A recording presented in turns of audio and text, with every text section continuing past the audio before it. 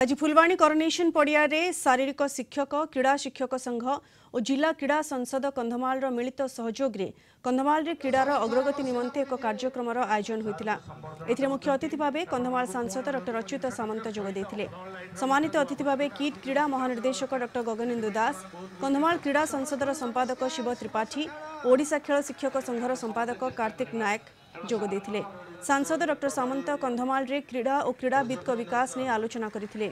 विभिन्न क्रीडारे राज्य बाहर सफलता आनिथिबा कंधमाल खेलाड़ी मानकु सांसद डॉ सामंत सम्मानित करथिले।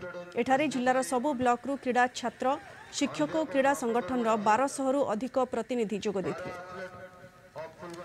आमर माननीय मुख्यमंत्री खेल को केते प्राधान्य दौरान खेलाड़ी को भी केते प्राधान्य दौरान एवं खेल को भारत वर्ष रे एक नंबर कर रखिंट ओडिशा राज्य पाई।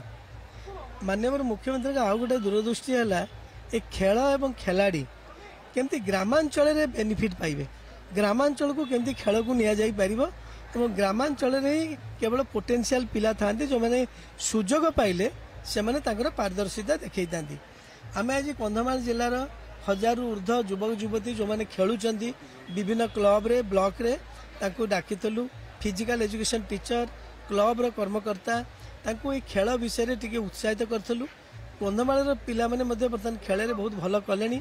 आगामी 5 वर्ष केमती खेल को कंधमाल रे नेगिरी ओडिसा रो सर्वागे रखिबु सेतिबे आज आमे समस्त सहित आलोचना करथु। आज समस्त एटी एकाठी थिले पाखापाखि देखुछन्ती आपण 1200 रु 1500 पाखापाखि क्रीड़ा संगठक खेल शिक्षक माने समस्त एकाठी होइछन्ती एवं से माने तांको अंचल रे क्रीडार विकास पई कोन आनुष्ठानिक कार्यक्रम आउ बाकी अछि करबाको रहिला सेटा माननीय सांसद को सब लिखित आकार देइछन्ती।